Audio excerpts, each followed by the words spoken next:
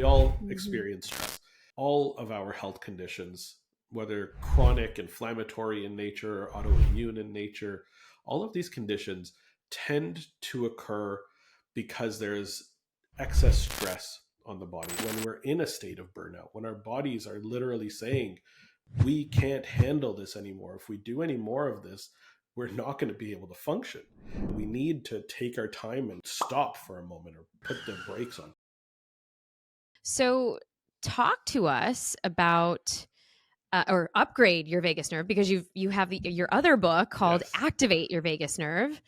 So you seem to be the vagus nerve expert. So can you just break down why first? What's the difference between Activate Your Vagus Nerve, that first book, and now this book, and why is the vagus nerve having its own like field day, in kind of calming our central nervous system?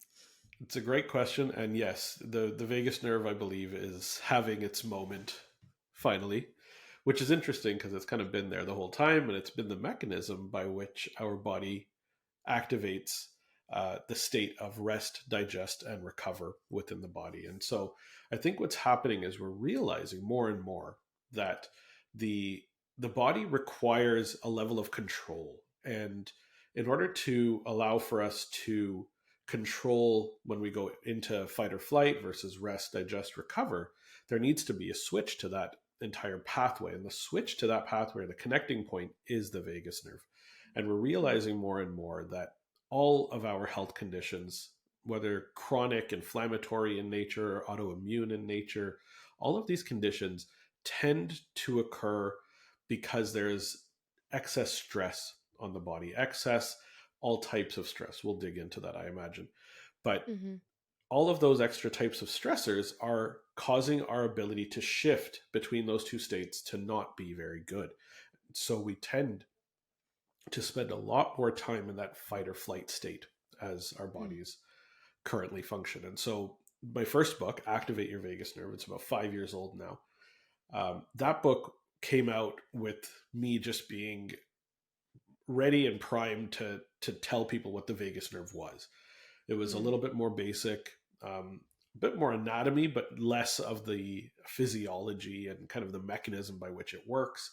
And I really got into the basic foundational exercises that are required for the vagus nerve to be able to turn on. And what are the things that we can do on a daily basis to ensure that it is working? And then over the last 5 years, we've had wonderful research just explode.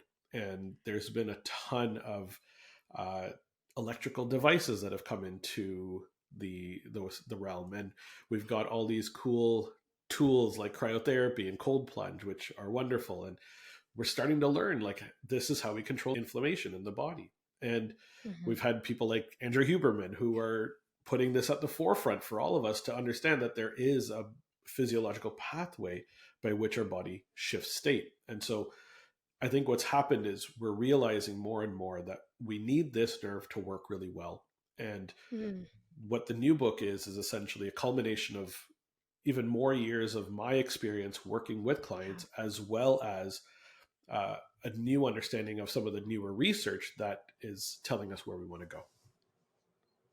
Well, and I love this because I'm on chapter 2 and you talk about like the daily stressors. And I just kind of want to dive into, you actually go into the book around the 4 main stressors that we have in our life. Can you kind of unpack that for us? Certainly. So you mentioned the daily stressors. That's a great place for us to start. I'm married to an ambitious female mother as well. I see it, and I have my own, and every human does, right? We all Mm-hmm. experience stress. And I don't think you can live a life without experiencing stress. What we need to do is learn what those stresses are, where they could be impacting us, and do some work to create resilience so that we can bounce back quickly. And so, where I really want to put my attention is these 4 major types of stress. So, daily stress is the types of things that I, as a dad, as a business owner, as Mm-hmm. you're in very similar kind of realm, so you understand that it's the getting the kids out of the house in the morning and making sure the bank account has enough for the mortgage and making sure that the like the food is ready for dinner time, and just being sure to spend time with your loved one, and Hmm. take time away from the kids, and all the stress that comes with day-to-day life. And that's the daily stressors, and they can chip away at our function a little bit. And that's an important Yeah. one to look at, but that's what we often think of when we talk about stress. If we were to, because I remember learning about the vagus nerve in, dental school, and if you can give us kind of like a quick anatomy and biology lesson of, for those who aren't familiar with kind of the pathways and what the vagus nerve does and why it's so important for us in our nervous system. What does it actually do for our bodies, and why are we needing to understand this upgrade now? Yeah, the vagus nerve is anatomy.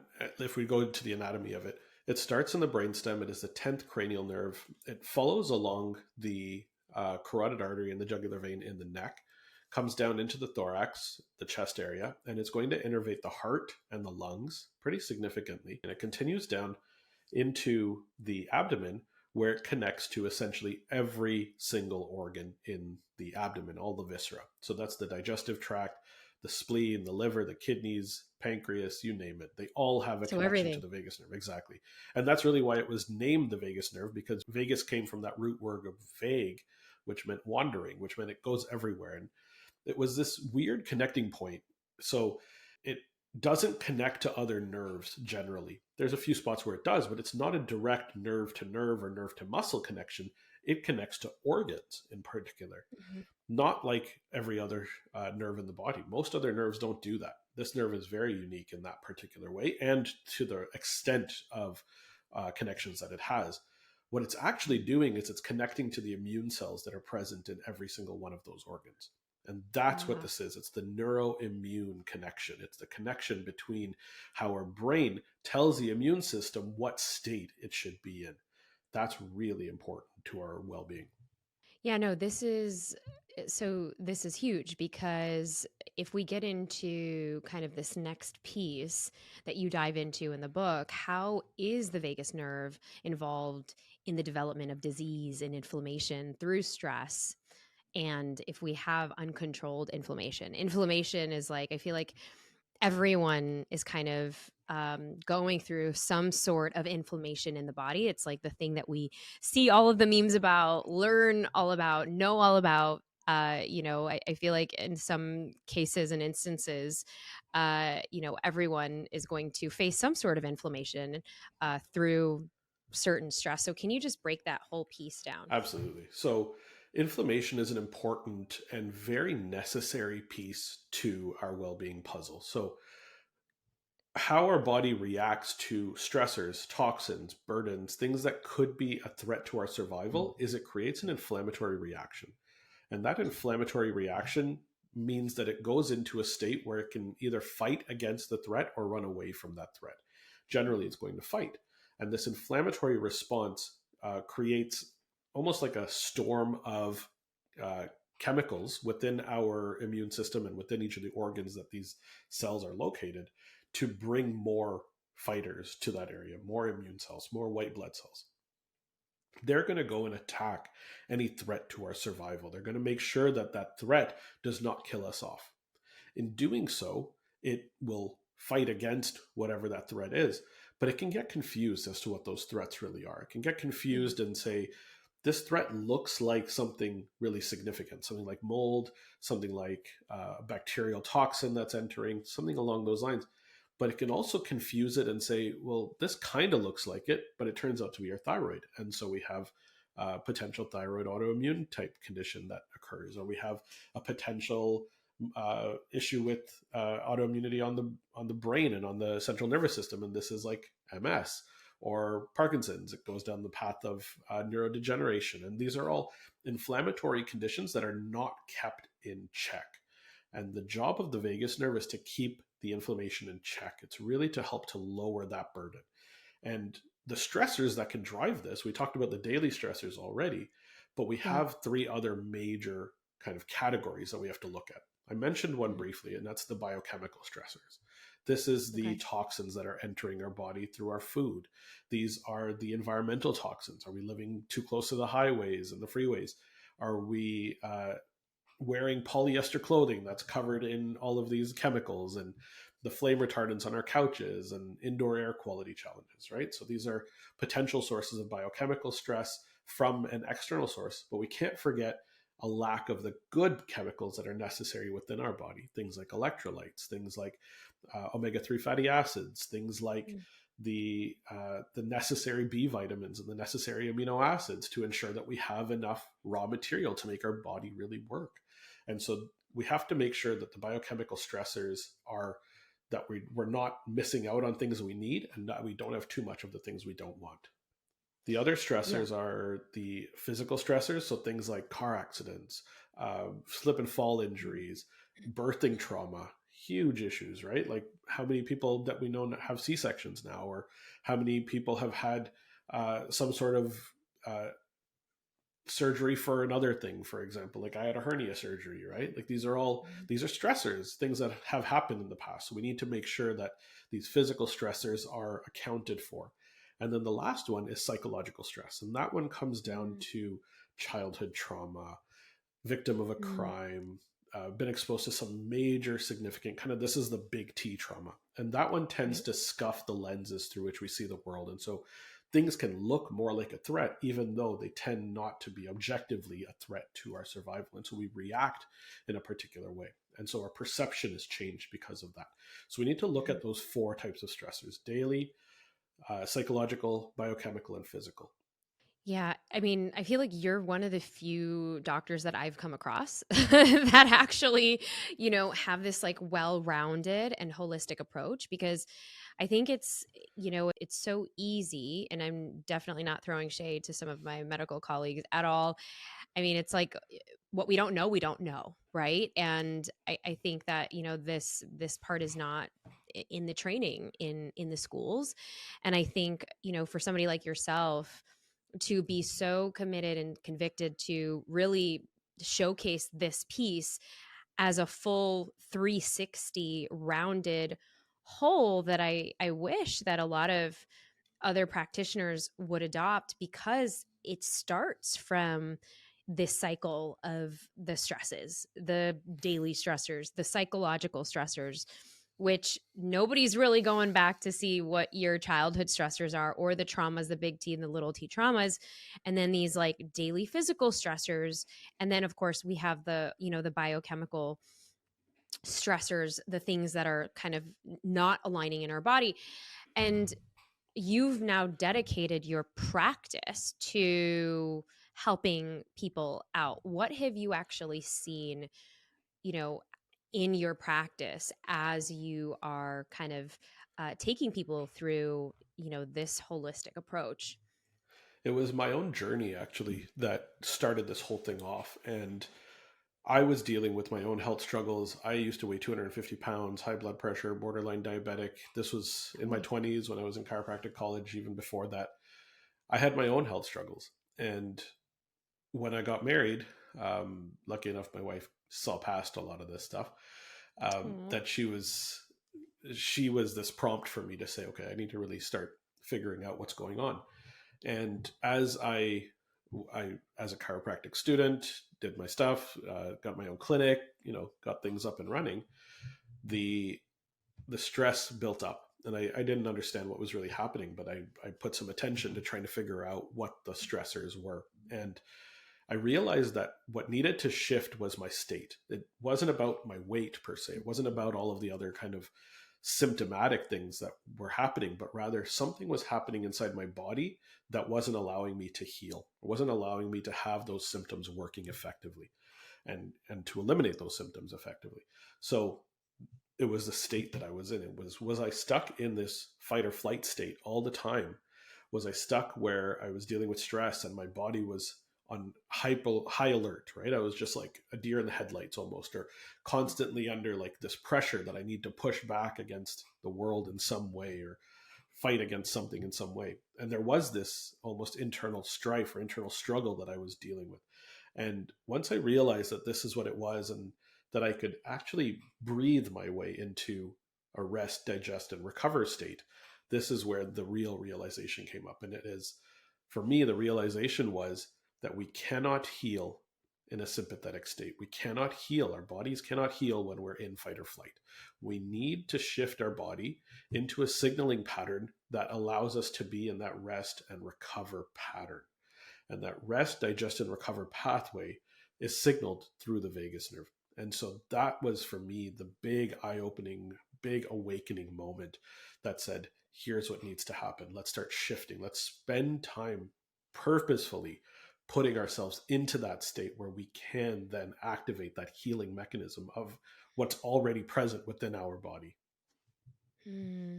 I love that you've put it in such a way where we can all digest. It's almost like we've got to date our vagus nerve. And kind of going through some of the the chapters in your book, it's really all about not only just understanding, of course, the different faculties of the vagus nerve, but really something that we don't really pay attention to, especially when we're go go go, or I think a lot of times our lives are in the fight or flight. We're putting out fires every day, especially if you are, you have your wife, you guys have kids, you guys are in parenthood. It's the fight or flight of like getting everybody up and ready in the morning, and then, kind of showing up to whatever the first thing that you have to do is, and then making sure everything is kind of a go, and then making sure that somebody's like catching the kids at the end of the day. And then of course getting into, afternoon activities, etc. I mean, I'm already exhausted talking about it. And when do we have the time to prioritize our vagus nerve then? And are there some commonalities that you've seen in your practice in terms of when people come and actually see you? Is it at a state of, are they going through, are they, blowing through their adrenals? Is their cortisol really high? Are they gaining weight? Are they losing weight? Are they, at what point, and Brave Table Fam, this is for us to really think of, at what point are we going to stop and say, hey, I need to focus on my health. I need to brave my health.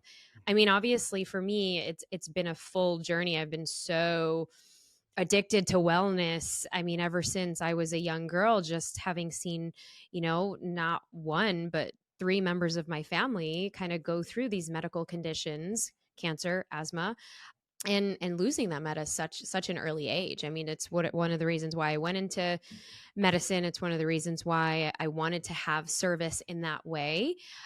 But, working out has always been a thing for me. It was such a non-negotiable. I've done my yo-yo in all of the different ways of restriction eating and all of those things. But it was because I didn't want to see the other outcomes, because I grew up in hospital settings. And so what have you seen in your practice? Where is there a turning point where people actually come to you and say, I need support. I don't know what's happening. I don't know about conventional medicine. I think that's exactly the moment when it happens. Especially, most people are kind of entered into that conventional medicine pathway based on the symptoms that they're experiencing, and the whole intention with that is, and with good intent. I'm not here to bash medicine by any means, but the intent is good. But we're separating the body. We're breaking it up into different pieces, into different parts, into different organs, and not realizing that they all need to work in unison with one another. And it comes down to people literally, while talking to their doctor, sitting there in frustration saying, even though my blood work doesn't look good or doesn't look bad, I don't feel good. And I need to do something different about this. I need to feel differently. Like, the answers that you're providing me are just not good enough. And the doctor doesn't have to live your life. You have to live your life. And that's the moment when people are just, they're at the end of their rope with whatever they've been put through, with referrals from this doctor to that doctor. And one's only talking about my headaches, and one's only talking about my thyroid, and one's only talking about my gut. But guess what? They're all kind of connected to one another. And we kind of need to figure that piece out and understand that there's reasons why it happened. And when people are empowered to take control of their own health, When people are given a reason as to why something is happening in the first place, they tend to really have phenomenal results. They tend to be empowered to take back full control and realize that it's not in their doctor's hands, it's in their own hands. And that's really what I'm here to do, is to help empower people to help figure out, like, this is literally why it happened. And if we timeline out, oh, your symptoms started 6 weeks after you had this traumatic incident that occurred, or you had a particular car accident and now you have, oh my gosh, you're gaining weight after this because you weren't able to move or whatnot. There's a very particular pathway. And so once we identify and eliminate that root cause, then we can really start to create positive healing, because the body has an innate capacity to heal. We know this. The immune system, we've given it this rap of being the protector from the things that might be hurting us, when in reality, it's much more than that. It does do that, and very, very well it does. But it needs to also be the tool to help to fix what damage has been done. The cells that help to create regulation within every organ are all immune cells. And that can't be stated as, like, this can't be a quiet fact. This is important. The immune system does more than fight. It fixes, it supports, it restores, and it repairs damage to our cells. We have to send it signals to say, stop fighting, start fixing. Yeah. Stop fighting, start fixing. I think that it's been obviously a huge topic in our community, just because I talk a lot about, how do we calm our nervous system? I mean, I went through this whole kind of process while I was writing my fourth book. And we were moving cross country from LA. We also had a toddler. And then, of course, I was pregnant with my second. And the amount of stress, and you talk about the four stressors. I mean, I feel like I had all of it. And then we were also remodeling our new home at the same time. And so it was the daily, it was the psychological of like, how am I going to pack everyone up? It was the physical, because I was also throwing up about 10 times a day, my poor husband. And then, and the biochemical, I don't know if I was really even taking care of myself and having the proper nutrients in my body. And so just seeing all of this, is there a correlation between kind of this stress and the four daily stressors, with this sense of burnout? And this motherhood burnout has been a thing. We have just this professional burnout of like, now people are kind of promoting savor the slow, and I'm in my soft era. And how do you respond to all of this as a functional medicine expert? I think we can safely say that people should be positively ambitious, but make sure they're taking care of themselves while doing so. And often, I'm taken back to the quote by the Dalai Lama where he said that man spends all his I'm going to paraphrase here because off the top of my head can't remember it, but he said men at the expense of their health go to gain wealth, and then they spend all their wealth to get back their health. And we can't do that. And I'm saying men, I mean humanity. But in reality, we're tending to break ourselves down in order to come up with this wealth or this abundant life that we've all thought about. But abundance is more than just money, I think, and that's an important factor here. We need to also ensure that we have abundant health, and that abundant health comes down to taking the time to, and I love what you said there, date your vagus nerve. Literally, particularly spend that time to take care of yourself. This is that concept of self-care, of slow growth, of you're not necessarily moving backwards if you're just moving slowly forwards. And slowly forwards for some people is the right time. That's especially true when we're in a state of burnout, when our bodies are literally saying, we can't handle this anymore. If we do any more of this, we're not going to be able to function. And we need to take our time and stop for a moment or put the brakes on. And that's the signal that we need to take to, or even before that, ideally, is to push the brakes ourselves rather than the Pump the brakes be brakes. pushed for us. Yeah. Ooh, yes. Yes. And you talk about the concept in the book before we get into kind of some of the ways that we can start to date our vagus nerve. And I love this part of the book because you give us a lot of different tools. But there's this one piece that you talk about, which is, this health anxiety. What do you mean by that? One of the things that I've found, particularly over the last kind of 4 or 5 years, is that when people come onto a call with me, there's a moment in many of those calls where, as they're talking about their health struggles, they go into a state of anxiety. They go into this fight or flight state. Their voice raises. They start speaking more quickly. Their breathing changes. I watched this happen on a call with them. And what that literally is their health struggles are triggering a state of anxiety, and that anxiety is contributing further to their health struggles. And we're essentially leading into this cycle of, I can't fix my health issue, so I'm anxious about it, and my anxiety is making my health struggles worse. And it's this constant cycle that tends to occur, and we need to learn to break that cycle. And health anxiety is becoming a much more common issue, because we're aware of what's happening in our bodies more effectively, but we're also not given the best tools as we're talking to people conventionally, or when things are broken up into separate pieces or separate organs.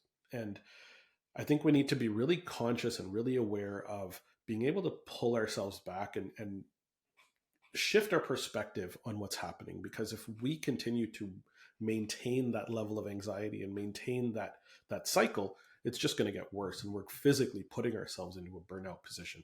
So with regards to this, we need to learn to take that step back, really look at what's happening here, and start looking at our health with objectivity, rather than it being that I'm suffering from all of these things. Right. It's your body trying to tell you something is wrong and we need to make a change. And this is the entire concept of, if a fish bowl is dirty and a fish is sick, do you medicate the fish or do you clean the bowl? And we need to start to clean the bowl in our situation. Oh, we need to start cleaning the bowl. Yeah, it's, it is interesting. It's almost like we get into this victim mindset of like, why me, when, we're explaining all of the symptoms or the things, instead of, being empowered and saying, okay, here's where I'm at.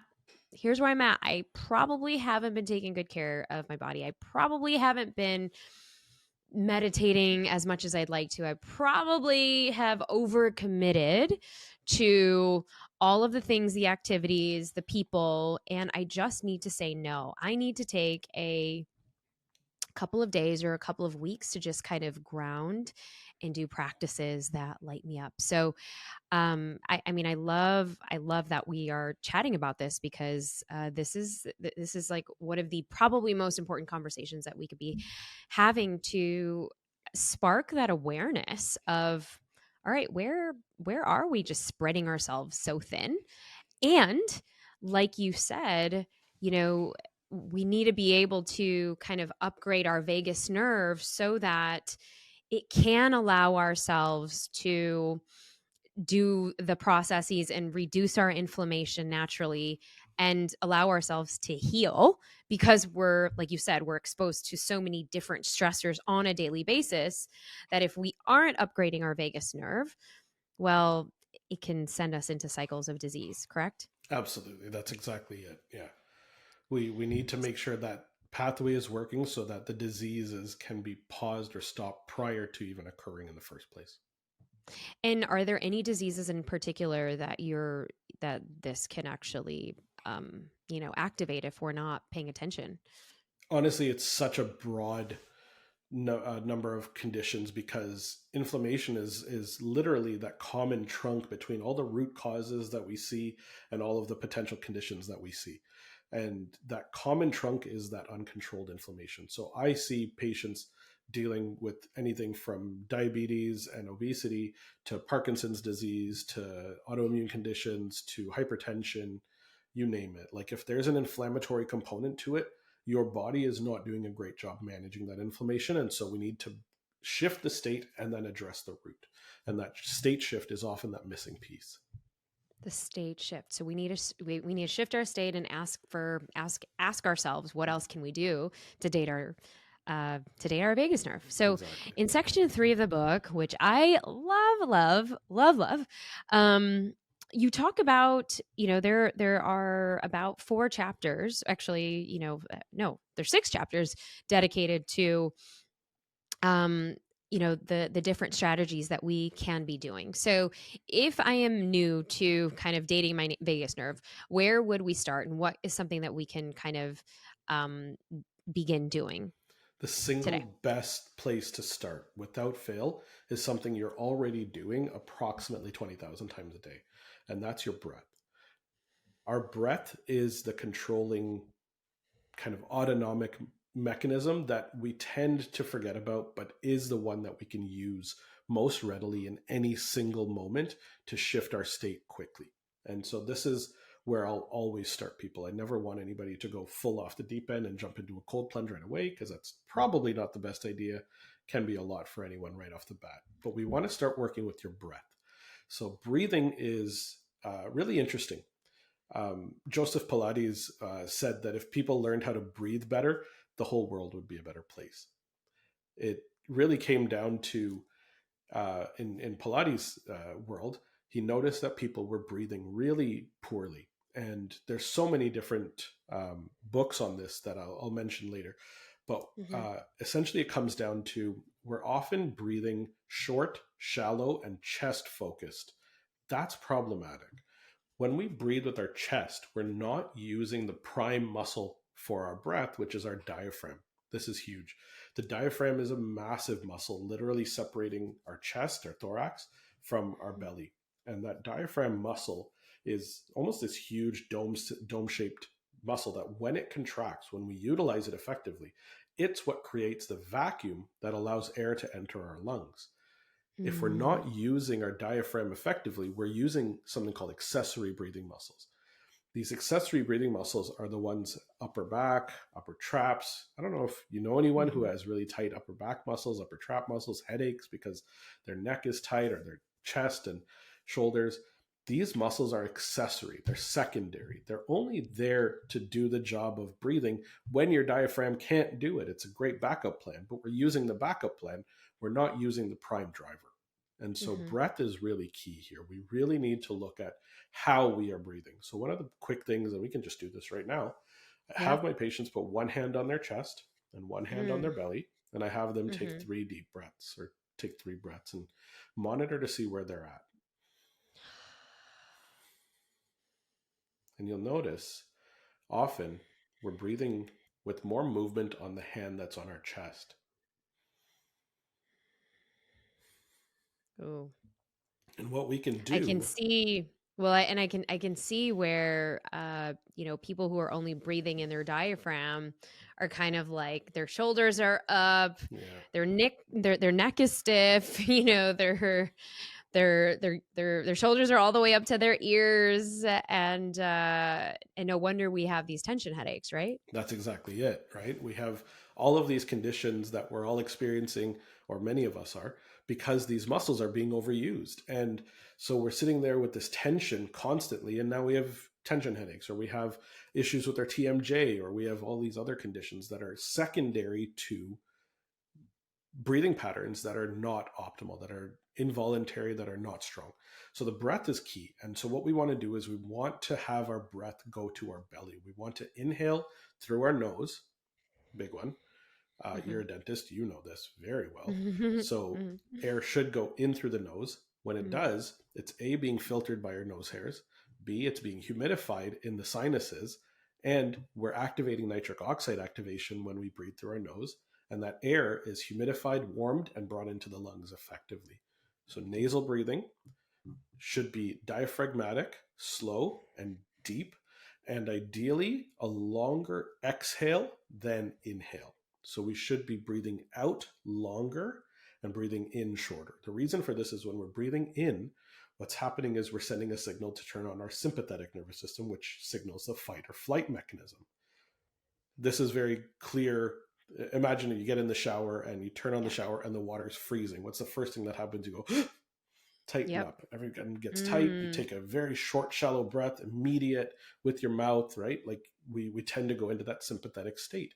And that's the extreme of it. But if we're sending that signal ever so slightly all the time, and we're doing a long inhale and a short exhale, we're sending a sympathetic signal. So our body is shifted into that fight or flight state more readily.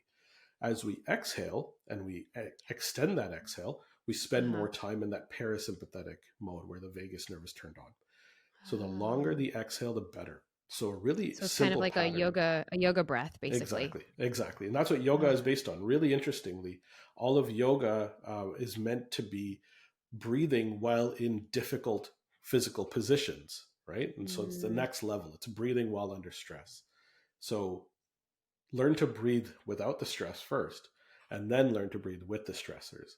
And that's where yoga, Pilates, cold plunge, cold showers, etc. That's where those can be added on. So a really simple pattern that people can start with is the 4-7-8 pattern. Four Okay. seconds of inhale through the nose, hold for 7 seconds, and out for 8. Okay. I love that one. It's nice and calm. So 4 seconds in through the nose.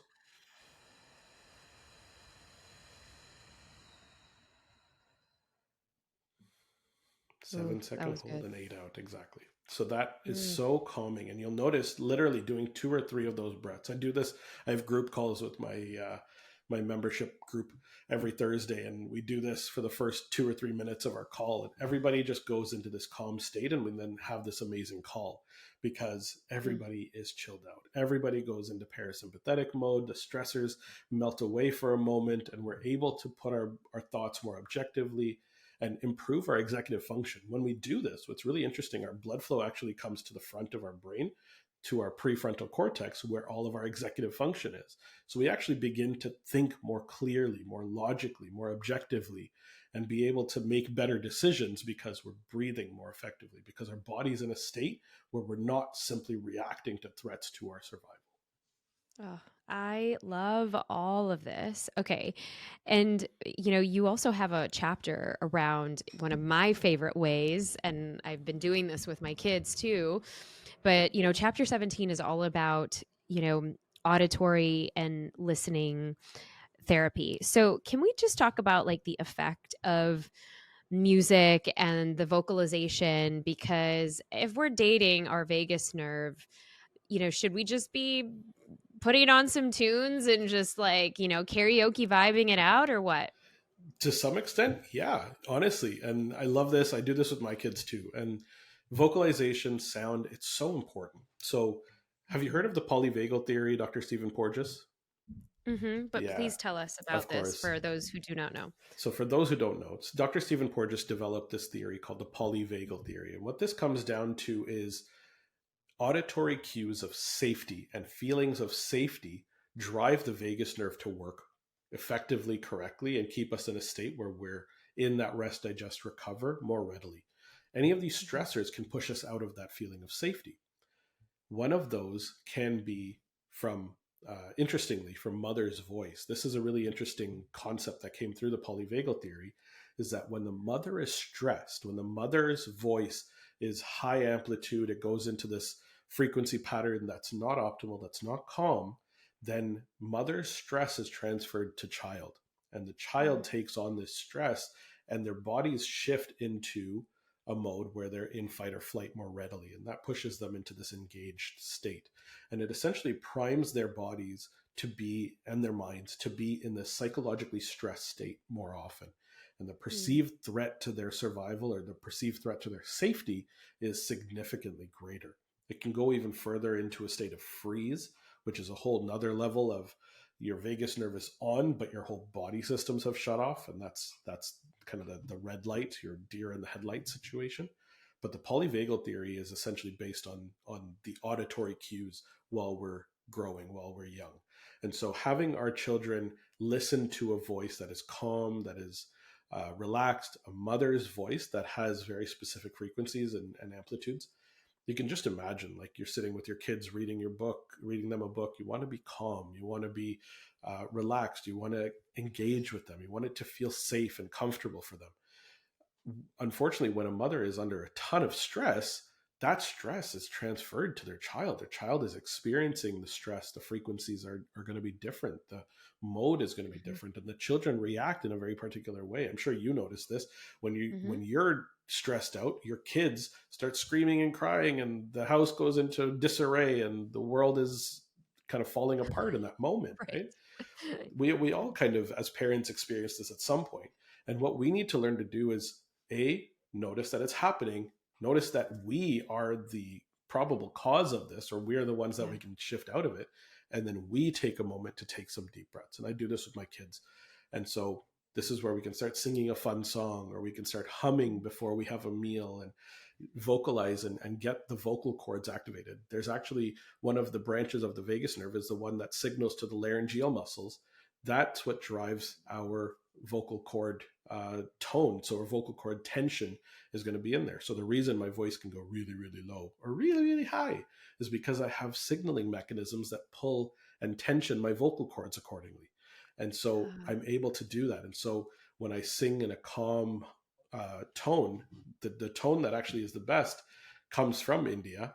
So you'll love this, but it's Om. Om, the sound of Om is a very calming frequency, and that's meant to create vocalization centrally in the throat chakra and to calm everything. And that signal is a frequency that sends calm not only to us, but to those around us. And so our kids can experience that exact same signal. Oh yeah, it's the best thing. And sometimes we'll just do 3 ohms in the morning, and that'll be like a little morning practice followed by some.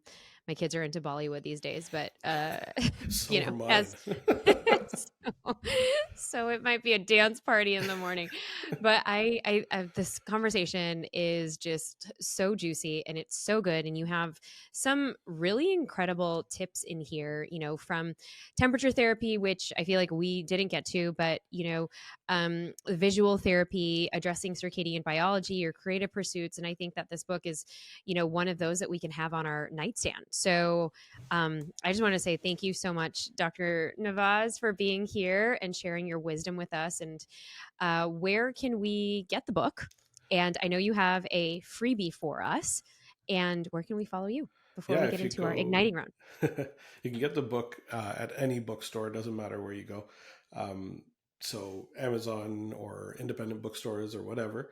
But go to vagusnervebook.com. There's an accompanying workbook that goes along with it. And if you're interested, I have a 10-day Vagus Nerve Jumpstart email series that you can jump on and get access to one tip every day for 10 days. That'll help get you jump started and get you moving in the right direction to feel your absolute best. Oh, and I think those are so great. You also have a podcast as well, the Health Upgrade podcast. Yes. And where can we follow you on Instagram? Yeah, it's just Dr. Navaz Habib on Instagram. And I'm trying to be better on Instagram. Not quite as good as you yet, but I'll work on it. And yeah, that's probably the best way to follow. I love this. And are you taking new clients in your membership as well? Absolutely. Membership is open, and we're getting close, but there's still some space. Okay. Amazing. Amazing. Well, it's such an honor to have you here. Everybody get the book, Upgrade Your Vagus Nerve. And before we let you go, we have an igniting round and you can answer it. It's kind of like, you know, some hot takes. We're going to be spilling the chai on some things. And all right, you ready? Go for it. Okay. Vegan or paleo? Paleo. Shah Rukh Khan or Hrithik Roshan? Hrithik. Sauna or cold plunge? Both. One after the other. Amazing. What is your best vagus nerve practice that elevates you currently? I'll definitely say going for a walk in the middle of my day, and just listening to some calm music while I'm walking. That's probably the one that works best for me at the moment. Oh, I love that. And what is one word that describes this season of life? I think awakening. Mm. Oh, I love that. You did very well. I love it. Well done. Thank you. Thanks so much for playing. Dr. Navaz Habib, amazing. Get his book, Upgrade Your Vagus Nerve, Control Inflammation, Boost Immune Response, and Improve Heart Rate Variability with New Science-Backed Therapies. Appreciate your work, appreciate your commitment to just taking us into this new frontier. And it starts with braving our health and asking the right questions. So appreciate you so much. Thank you. Until next time on The Brave Table.